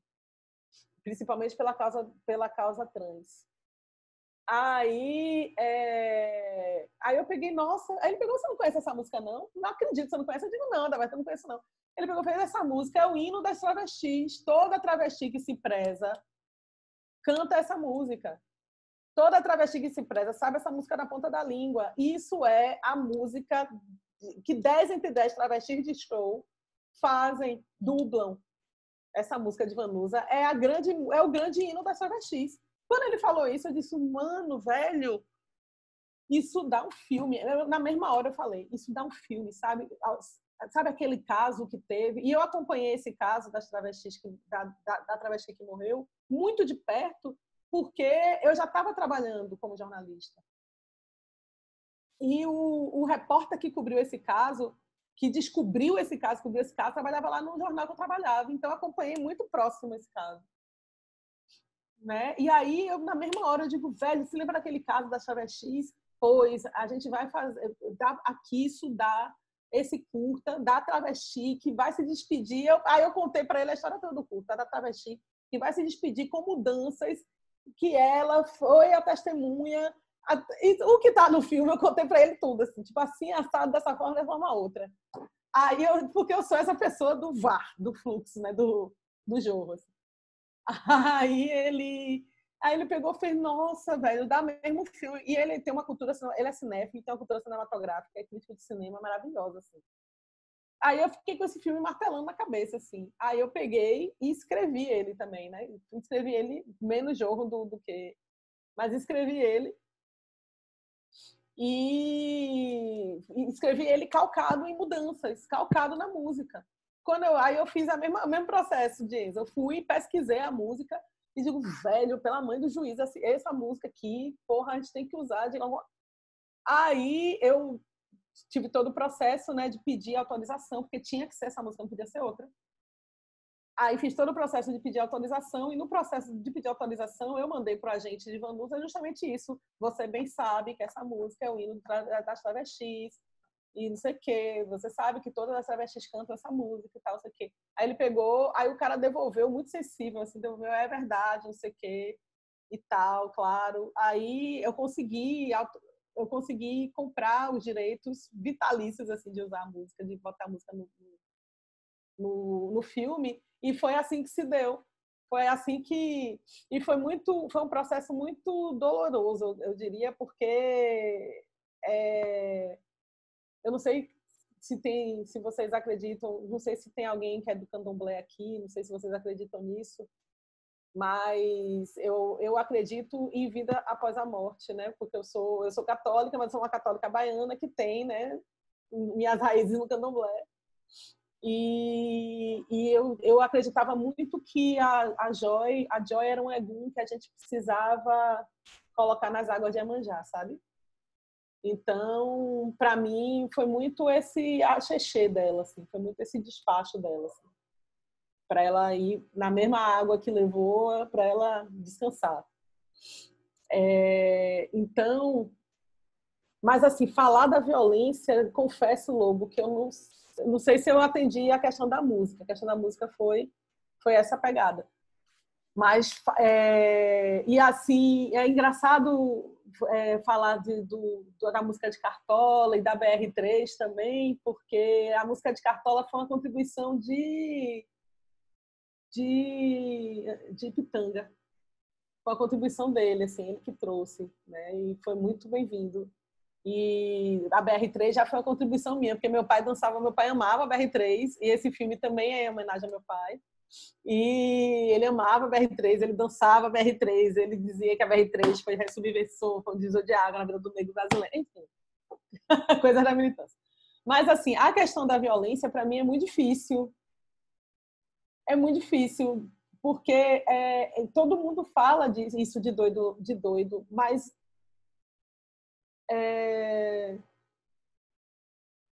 não sei, na verdade, tanto Doido como Da Alegria, Da Alegria tinha uma carga de violência que eu queria demonstrar. Mas eu não queria que fosse eu queria que fosse uma violência alegórica, eu não queria as duas, eu não queria que fosse uma violência escrachada, uma violência sanguinolenta, uma violência, sei lá, gratuita, como você falou. Eu queria que fosse uma violência de fato sentida, uma violência fina, uma violência que entra pelos poros. Isso eu queria, mas assim, eu acho que aí, nesse meu querer, eu acho que eu fui fazendo a escrita e fazendo a encenação muito nessa pegada, assim. E eu dizia para os atores e para todo mundo do set que eu queria que fosse, de fato, uma violência sentida, não uma violência... Que a violência, no Da Alegria, principalmente, que a violência estivesse permeando tudo, sabe? Perpassando tudo. Porque quando eu fiz o laboratório com os atores, eu percebi que a violência para as travestis, para a população trans e travesti que está nas ruas de Salvador, que fazem shows e tal, a violência é uma constante. Eles vivem com aquilo, eles dão risada daquilo. Eles não, perdão, elas. Elas vivem com aquilo, elas dão risada daquilo. Elas terminam se acostumando com aquilo, porque aquilo é uma constante, aquilo a violência para essa população é uma coisa atmosférica. E eu queria muito discutir o fato de você ser aniquilada apenas pela sua identidade, você é aniquilada apenas pelo que você é. Então, para mim, essa coisa muito subliminar tinha que estar impressa no filme, e eu acho que eu fui muito por esse registro. Doido Lelé foi muito foi um pouco por aí também, sabe? Tipo, é muito violento que um pai chegue ao extremo de bater no filho porque ele não quer que o filho prossiga uma carreira artística. Então, para mim, isso é muito violento. Para mim, isso é muito sufocante, né? Então, eu acho que eu fui nesse registro também, assim. E vendo hoje, né? Vendo hoje Doido Lelé, governo dando pau nos artistas, né? Pois é. Repercutindo. Pois é como se isso nunca tivesse deixado de existir, né? Desde a década de 50, que é onde se passa o filme até hoje, é como se nunca tivesse... mais uma vez, né, falando sobre... Eu falei sobre Caetano hoje, numa aula, voltando à música de Caetano, O Estrangeiro, né? O Estrangeiro é de 1989, e o discurso do estrangeiro é o mesmo discurso que a gente vê hoje na extrema-direita. Ou seja, é um discurso que está no Brasil desde sempre. É um discurso que nos escravizou, né? É um discurso extremamente violento. Então, é isso que a gente... Eu não sei, é dessas coisas que eu gostaria de discutir. Agora, sobre Doido, a violência de Doido, às vezes me choca a reação das pessoas. Às vezes o filme está muito bem, eu estou na sessão de cinema e o filme está lá muito bem. Aí quando, por exemplo, entra o pai que dá um cocorote na cabeça do menino, todo mundo silencia, então todo mundo, sabe? Você sente aquele... Ou então, quando tem criança, então a criança, ai, sabe? A criança sente, tem gente que fala do meu lado, ai, tadinho, ai. Aí tem gente que me diz depois, nossa, tô com ódio do pai, morrendo de ódio do pai.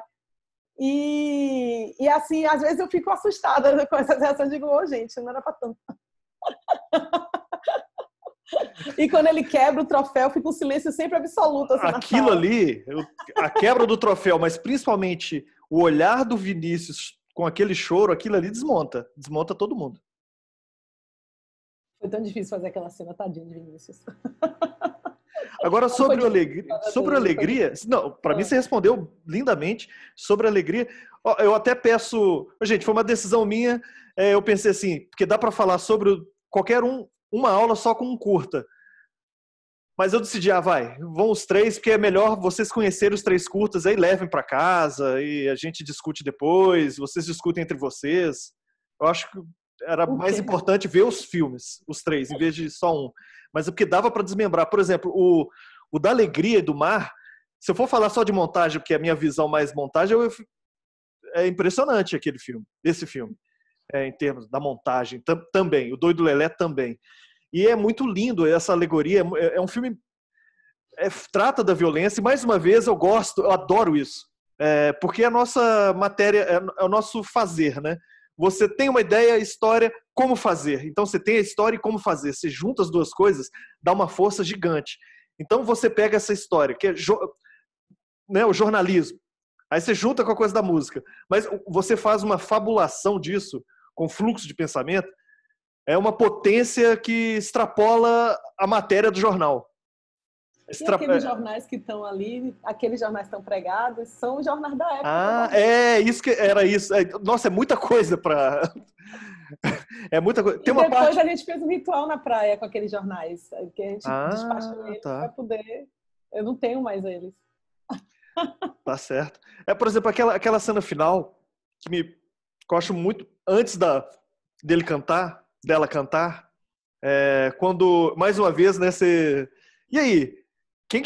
Quando ela sai, hoje eu vou mudar, e aí e vai embora, e aí vê na rua uma amiga, e ela se vê, mas num primeiro momento eu não reconheço, entendeu?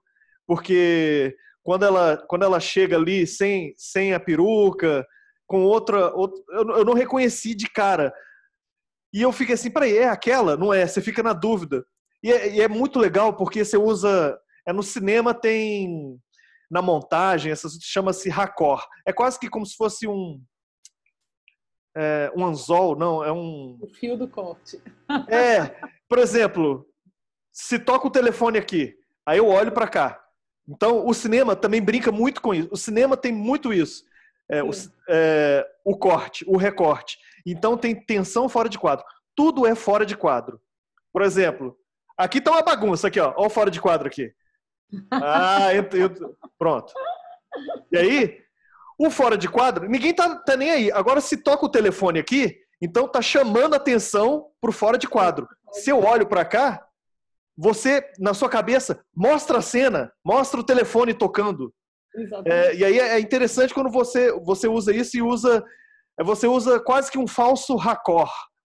Não é um falso raccord, mas você usa o falso raccord, porque você olha aquela rua na vida real, vamos dizer, tá vazia, mas ela vê a outra pessoa. Só que você, espectador, você não sabe que ela tá vendo vazio, porque quando você vê, você tá vendo uma outra ali, no trabalho, que você, a princípio, eu pelo menos não reconheci como sendo. Fica aquela desconfiança, mas não, parece... E ela faz assim, oi, amiga! Aí eu falei, caramba, é uma amiga que vai se despedir, pô, você tá indo embora, tô indo embora. Mas aí entra uma outra pessoa... Cara, é muito bacana. Só aquela cena dá pra gente discutir um monte de coisa. Eu já tô discutindo raccord, falso raccord, flashback. Como usar o flashback. Esse jeito de você usar o flashback, em vez de aquele clássico, fica tudo nuvem. Não, você usa o flashback puxando o nosso tapete. Peraí, o que é isso? Isso é flashback, cacete, Ceci safadinha, me pegando. Eu faço isso, eu digo, entendam. Então, é só para entender que a forma de contar, e às vezes uma cena você pode pensar um monte de coisa de cinema, um monte de coisa, um monte de soluções. E especificamente essa que me lembrei aqui agora, essa é uma solução muito forte que aponta para vários lugares, assim, várias questões de discussão. Mas eu queria então falar sobre... Eu só falei, aqui não é uma pergunta, se você quiser falar sobre, pode falar. Eu queria também falar um pouquinho sobre que a gente falou um pouco do Velho Rei, né? O Velho Rei já não é mais aquele fluxo de fabulação constante, mas eu digo, é ficção, mas ele faz uma ponte um pouco na minha cabeça talvez é porque eu já tinha conversado com você é sobre roteiro de documentário. Total, total. Então ele quase que flerta um pouco, quando o Pitanga pega a câmera, eu vejo, ali é o documentário, entendeu? É a ficção, as narrativas, né, o jeito que a gente usa para fazer uma ficção, e vai no campo do documentário, que não é documentário, é ficção, a gente entende, mas ali já começa... eu queria saber dessa decisão, que eu acho, e o outro olhar da filha depois, queria que você falasse um pouquinho. Assim, roteiro de documentário. Não, com certeza, é muito doido também. É isso que eu falo, eu gosto das suas percepções, assim, porque sempre me inundam, assim. O Velho Rei foi o primeiro curta que eu escrevi na vida não, mas assim, foi o primeiro curta que eu escrevi, foi dessa leva até Bolero de Satã, o primeiro que eu escrevi foi o Velho Rei. E eu escrevi com o nome de Cotidiano, e eu escrevi também um pouco não, eu escrevi também dentro dessa coisa do luto de meu pai, assim, mas não, minto, não foi no luto de meu pai, não. Meu pai ainda era vivo.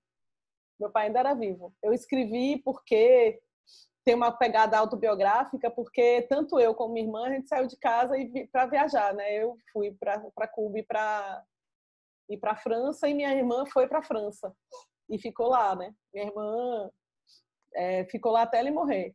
Então ele não conseguiu se despedir propriamente de minha irmã. E isso, por mais que ele fosse duro na queda, por mais que ele não dissesse, ele sentia a nossa falta. Né? Por mais que ele inventasse que não, ele sentia a nossa falta. E aí vem essa questão, aí eu acho que eu vou começar a responder sua pergunta. Aí vem essa questão do documental. Eu tenho uma pena enorme, eu acho que é por isso que eu faço tanto filme para homenagear ele.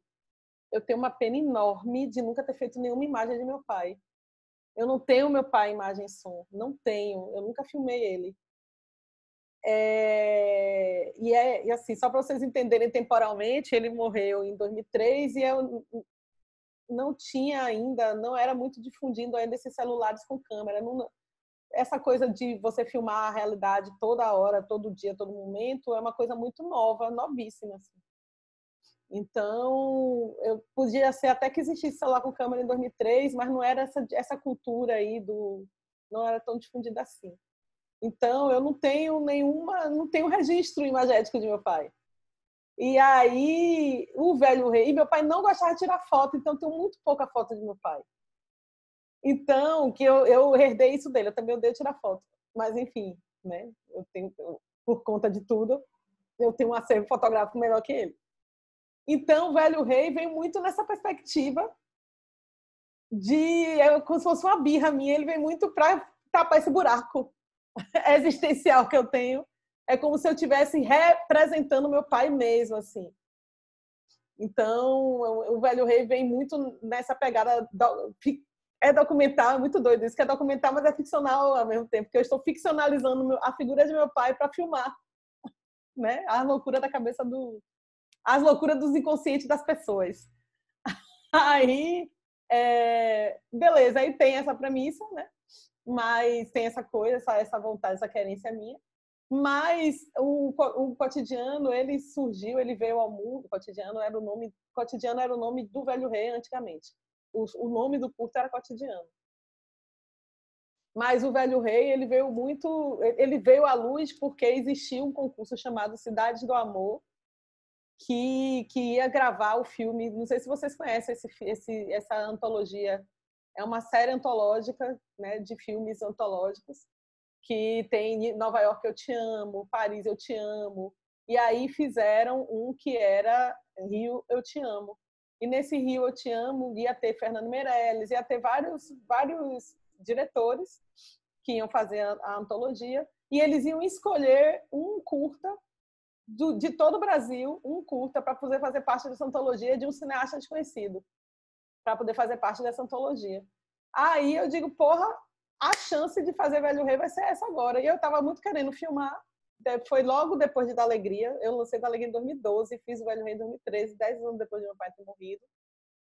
E E eu fiz ele totalmente diferente dos esquemas que eu fazia todos os outros filmes.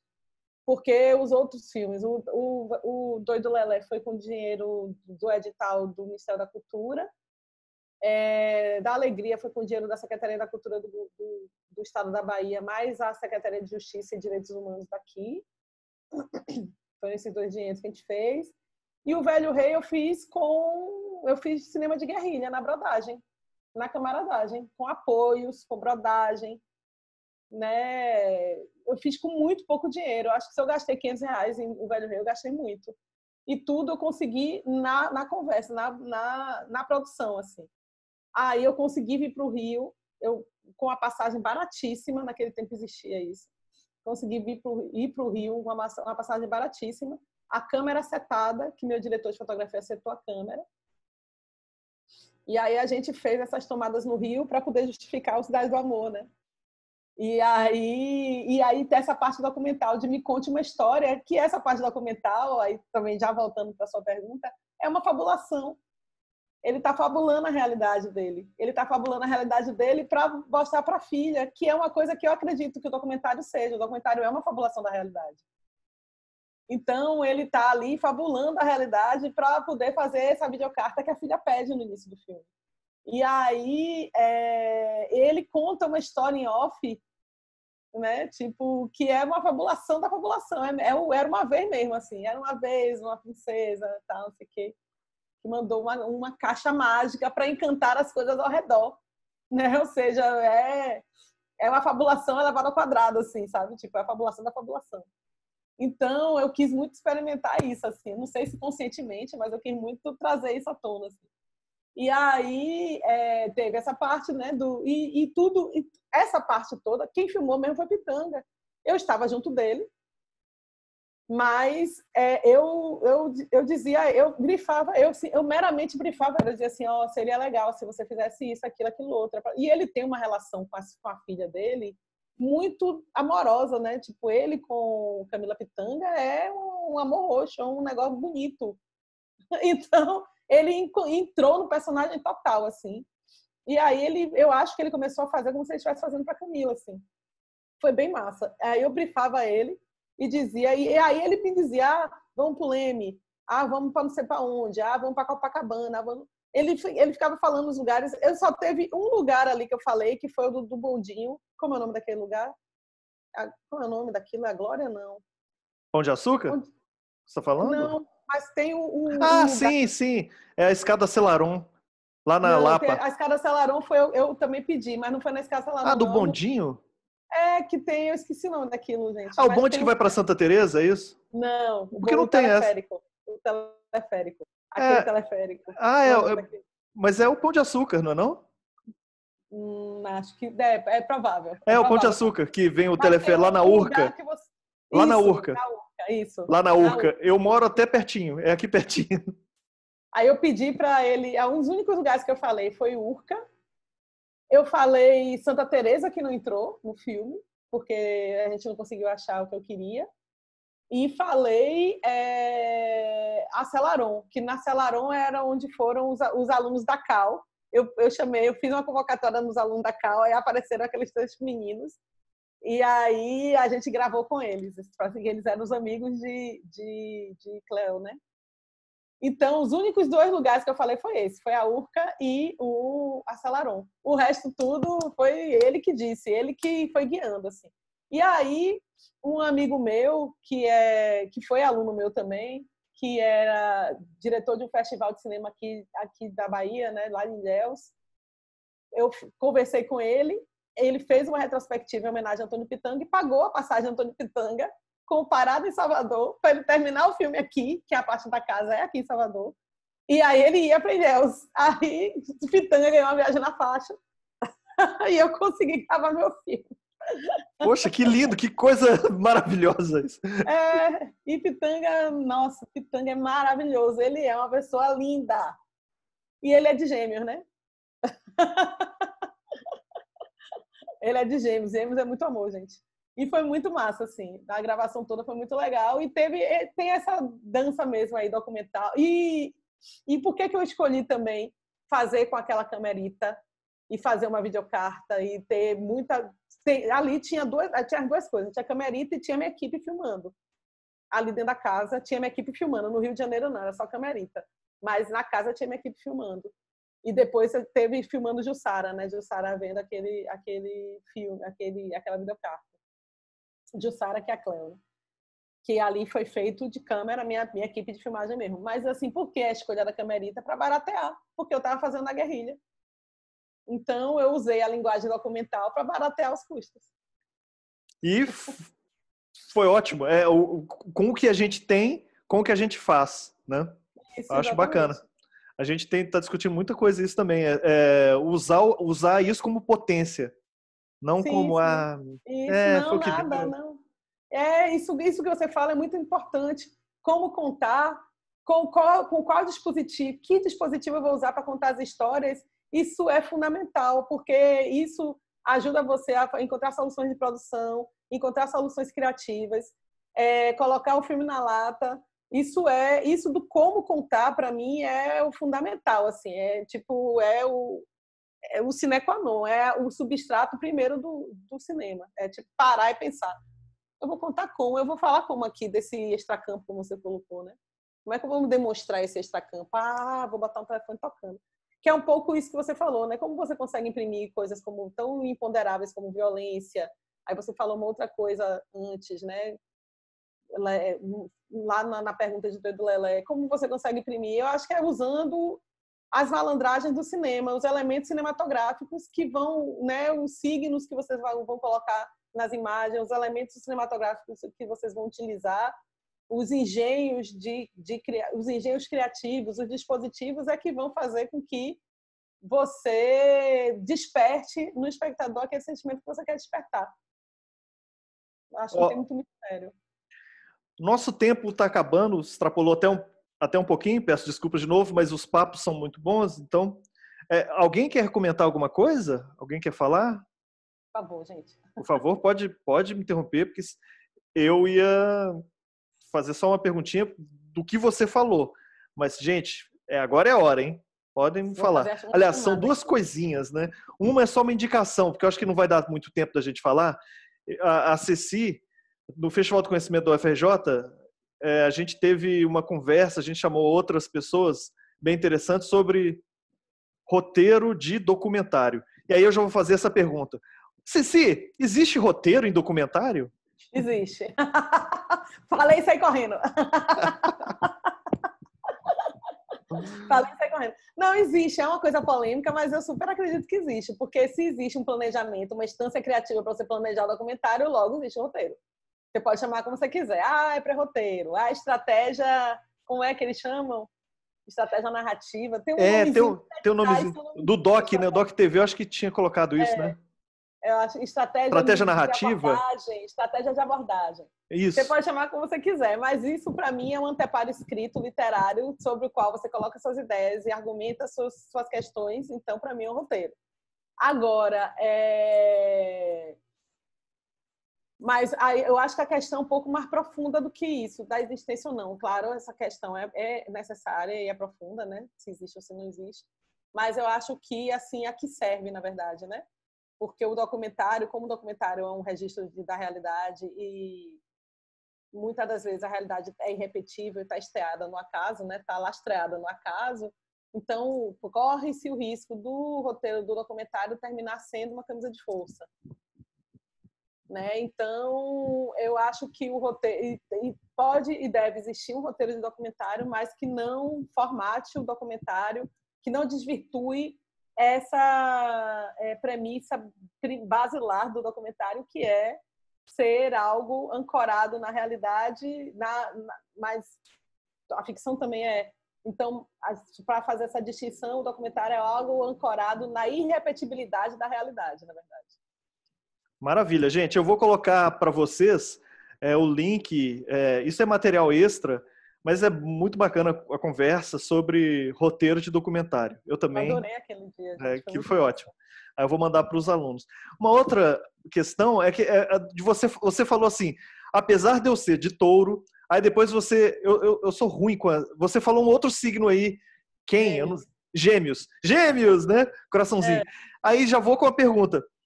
Você usa muito essas questões para criação de personagens? Não, você acredita? Não? Olha só! Você acredita? Ah, se você tá falando, acredito, que doido. Agora, esse último roteiro que eu fiz um roteiro de documentário, né? Do Barra 69, lá do show de Caetano. Nesse roteiro, eu não usei os arquétipos da astrologia, não. Eu usei os arquétipos do candomblé. Nesse roteiro, eu usei os arquétipos do candomblé. Mas eu não uso... É muito doido, porque todo mundo acha, todo mundo pergunta, mas eu não sei dizer quais são os signos dos meus personagens, por exemplo. Por exemplo, eu não uso. Pô, bacana. Rômulo tá falando aqui. Você quer falar, Rômulo? Ou você quer que a Ceci ou eu leia? Quem lê? Um zerinho. Quer ler, Ceci? É uma homenagem a você. Quero confessar que eu não tive tempo de assistir nenhum dos filmes antes dessa aula. Assista, viu, Rômulo, por favor. Mas esse papo incrível com ela, obrigada. Me aguçou a vontade de maratonar durante toda essa madrugada. Obrigada. Ela é brilhante. Obrigada. Foi muito legal a aula. Obrigada, que bom que... Tomara que eu tenha ajudado vocês, gente. Que bom que você gostou e tomara que eu tenha ajudado vocês de alguma forma. Aqui eu achei ótimo.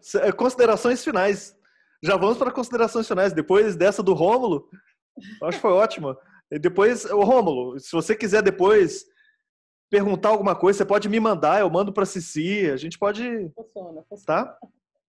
Gente, eu adorei estar aqui com você, Lobo. É sempre muito bom, como eu falei, né? O bate-papo todo é sempre muito bom, porque assim, eu acho que a gente tem uma sintonia, né? Muito, muito rara e muito fina de pensamento. Então, é sempre muito legal assim, conversar com você, dialogar com você. Sem contar que você também é tão montador quanto eu, então isso para mim é muito legal. E foi um prazer muito, muito grande assim, saber que vocês estão estudando, estão se aplicando a fazer cinema e que viram minha humilde e parca obra.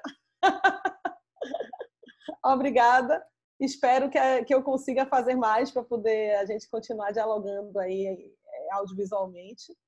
E, assim, gente, por mais difícil que esteja, por mais que estejam nos matando de inanição, por mais que estejam calando nossa voz, por mais que estejam sufocando a gente, não desistam, certo? Prossigam, porque Cristina Marron me falou uma coisa muito importante numa das lives que eu fiz, numa dessas lives de roteirista que eu fiz que nós fizemos com Cristina Marron. Ela disse uma coisa muito massa: o cinema sempre ressurge, o cinema brasileiro sempre ressurge da cinza. Ele sempre reaparece, ele é fogo fato. Então, gente, não vamos deixar a peteca cair, não. Por favor, vocês que estão na faculdade de cinema, vamos fazer. Contra tudo e contra todos, vamos pegar a bandeira e desfraldar, vamos fazer. E a gente precisa de novos olhares, precisa das pessoas falando outras coisas, precisa de olhares contra-hegemônicos, precisa de olhares diversos, identitários. Então, vamos fazer, por favor, pelo amor de Deus, vamos fazer. Vamos colocar para fora aí nossas subjetividades. Maravilha. Valeu, Cici. Olha só, você falou do live. Eu mandei para eles material de apoio, 2 reportagens sobre a live dos roteiristas. A gente nem chegou a comentar sobre a live dos roteiristas aqui, mas eles já estão sabendo. Tá tudo lá na Candela, vamos lá ver. Isso. Tá lá, pode ir lá, gente. São aulas e aulas e aulas. Queria também dizer uma coincidência, que o meu próximo, talvez curta, se chama Buraco de Satã. A gente vai bailar. Vamos bailar. Muito bom. Então, gente, um beijo para todos. Agradeço. Obrigada, por demais. E vou parar a gravação agora. 1, 2 e...